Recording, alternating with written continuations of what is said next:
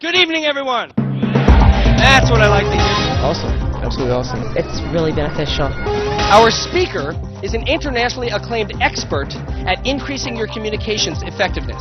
Scale from 1 to 10, I guess he's in the 10s. He holds an MBA in marketing from UCLA. Oh, very energetic and certainly catches your attention, and the points are simple enough that most people can get it. His Phone Power book, now in its 13th printing, is the basis for audio and video training programs popular around the world. Just a presence about him that's just entertaining and keeps you on the edge of your seat. Power Talking has also been published in several foreign language editions. His newest release is titled What You Say Is What You Get. I'm a marketing manager, and one of the things that, exactly what he's talking about, words and what actions, how they interact with each other, that, your clients definitely do play on what you say and what you do, and they look at your body language, and they all know it affects your attitude, and the attitude affects your altitude. As a trainer and consultant to Microsoft, Ford, 3M, American Express, DuPont, GE, and many telephone companies, he's been successfully helping people communicate more powerfully in a wide range of professions. I'm in psychology, so this is very beneficial to me. Since communicating more effectively on and off the phone is important to you, I know you're really going to enjoy this presentation this evening. On a scale of 1 to 10? 10 and a half. So please help me welcome Mr. George Walther.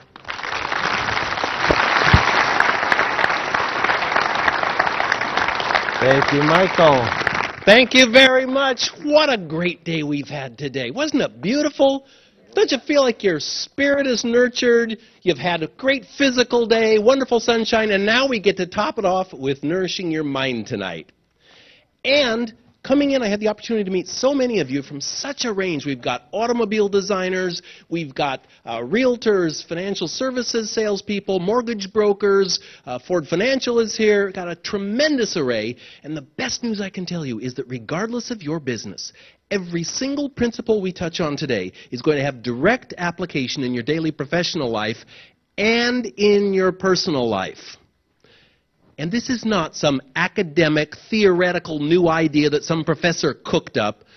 In fact, throughout the evening, I think there are going to be many occasions when you say, I've noticed that, or I know that, or I've done that, or I used to do that, and I'm going to start doing it again. So let's go right ahead and get started.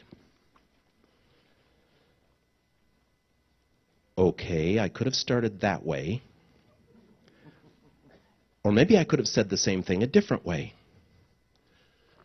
Good evening. What a beautiful day it was today. What a darn shame we have to all be inside for a seminar tonight. I know you'd really rather be out in the sunshine. I met a variety of people coming in, and we got so many different interests here, from automobile designers to realtors to financial services salespeople. We've even got Ford Financial. Look, to tell you the truth, there's just no way I'm going to be able to personalize this for each individual business here. And I'm afraid I must tell you that what I'm going to be sharing with you, it's really nothing new. I think you know everything I'm going to be talking about anyway. So why don't we just go ahead and get started? Okay, could have said the same thing either way. Who here, had I opened with the second version, might at this point be trying to slide toward the exit door? So did you have a negative impression the second time around? Tell me your name, please. Amanda. Amanda, what did you notice that gave you a negative feeling the second time around? Just the attitude. And although I said nothing about my attitude, isn't it true that you size up a person's attitude based on the way they sound? In fact, from an individual's tone of voice, you infer. I didn't say this is going to be a really boring night, and I don't want to be here either. But you may have picked that up from the way I sounded. Amanda, that's excellent. It's a correct answer, and it's a prize-winning answer. I have a copy of What You Say Is What You Get. You're right. And there's more than one right answer, because you size people up based not just on how they sound. What else shaped your opinion about the second version? You see, you offer a prize, the hands go. Yes. Facial expressions. So interesting. You were evaluating my facial expressions, no doubt my posture as well. And in fact, don't we do it every time you meet a customer for the first time? And when they meet you for the first time? When you meet somebody new in the neighborhood? For those of us who are single, if you're out meeting somebody socially, you form impressions right away. It comes from the way you sound. It also comes non-verbally. It comes from facial expression, posture. Also, I want to tell you, as I came in here, I did not have in my head, okay, don't forget, slump down and change your facial expression. I didn't have to do that because I made sure that the words I used were negative. And when you use negative words, that shapes the way you think and the way you act. Because, of course, your body posture and the way you think are all tied in to the way you speak as well. So good. Who said that? Great. I have an audio version of tonight's program for you. Yeah? Anybody notice anything I said that made you feel one way or the other in the two versions? Yes, what'd you notice? Just that you mentioned that everyone would be able to get something out of it as opposed to the personalization that you may not be able to do. In fact, you might notice that I said 3 facts. I said the same 3 facts. It's been a lovely day and we're inside tonight. I said there's a wide variety of interests here in the audience. And I said that this is not new information.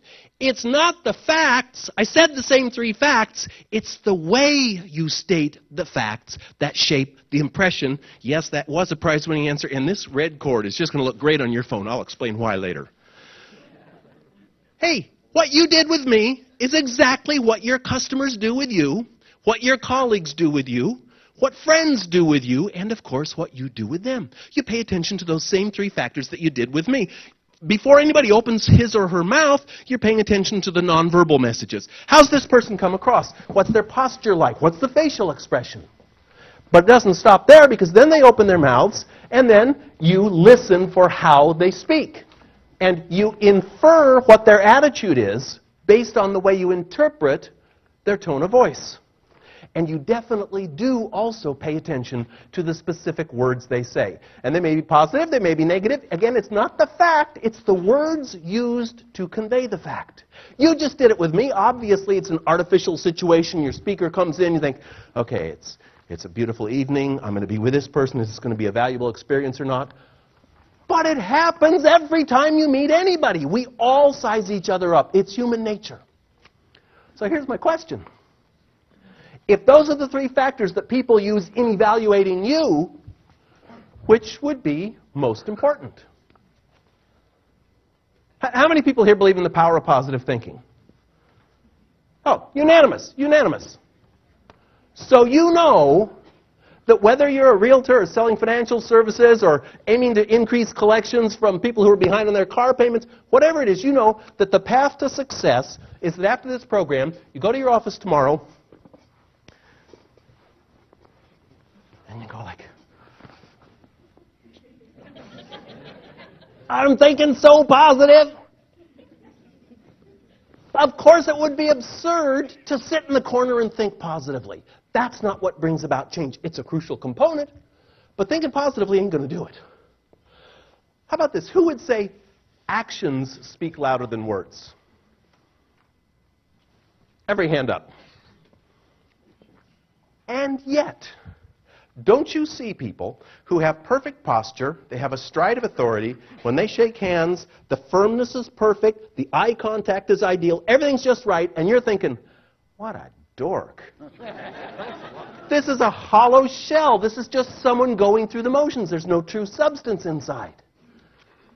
I'm not here to say that thinking is the most important thing or that acting is the most important thing. And I'm also not here to say that the words you speak are the most important thing, because the reality is they all influence each other. What you think about influences how you act, influences how you speak influences how you think and how you act. They're all connected. So who does this really matter for?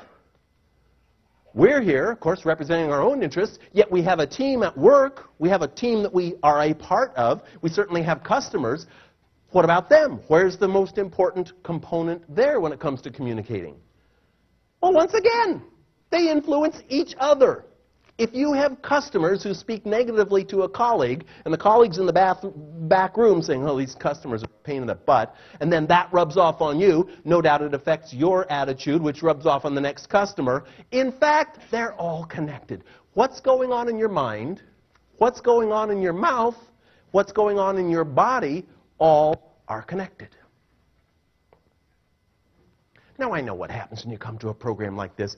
Many of you come to many of these programs, and you have either people who you work with or people you've met previously, and you come and you sit down with them. And if there's nobody in the room who you recognize, nobody you feel comfortable with, then you look for someone who seems friendly and approachable, and that's who you're sitting with now. I'd like you to stand up, please. And will you quickly pivot around, find somebody close by who you've never seen before, a complete stranger. I'd like you to form teams of 2 people, please. Teams of 2. Find a stranger.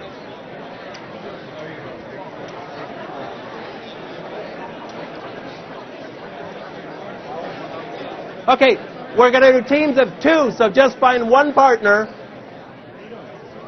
And what I'd like you to do now, please, decide between the 2 of you who has the most hair.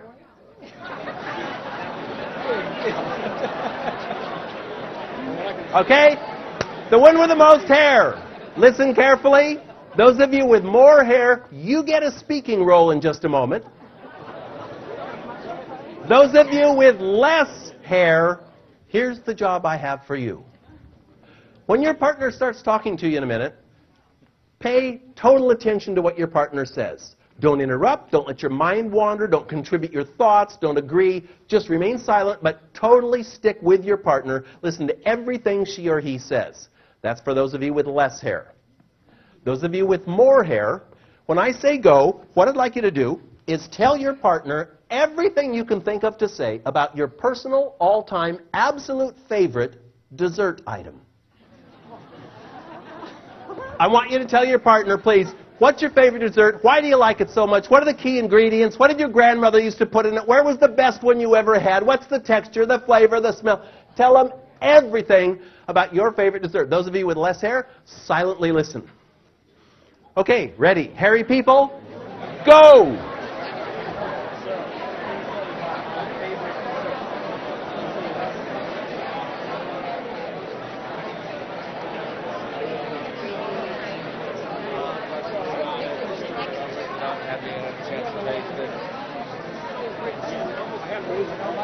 Stop! Silence! Say nothing else! Silence! Silence, please! Those of you who were on the listening side, what I want you to do now, please, is look at this list of adjectives up on the screen, and I'll ask you to step to the side just a minute here so everybody can see. From that list of adjectives, will you please select the 4 adjectives that describe the personality of the individual you just listened to? Jot them down anywhere. Back of your notes, it doesn't matter, any scrap of paper. Just very quickly go with your first gut impressions, 4 adjectives that describe your partner's personality. Go ahead.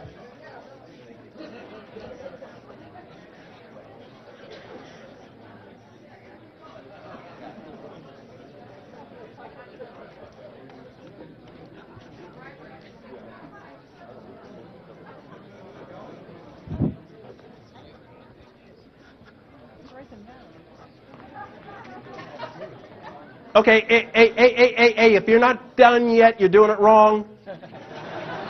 This is not psychoanalysis, just your first quick instinct. No 7-year deal here.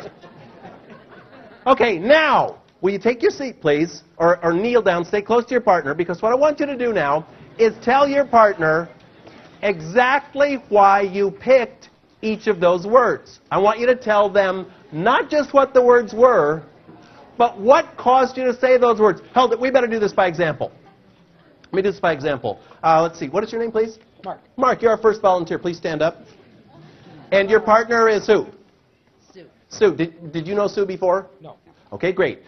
Now, may we assume that you were the listener here, Mark? Okay. Sorry, I just want to be sure. So you face your partner and you say, Sue, I didn't know you previously, but now that I've had some insights about your personality, here's how I'd size you up. I'd say,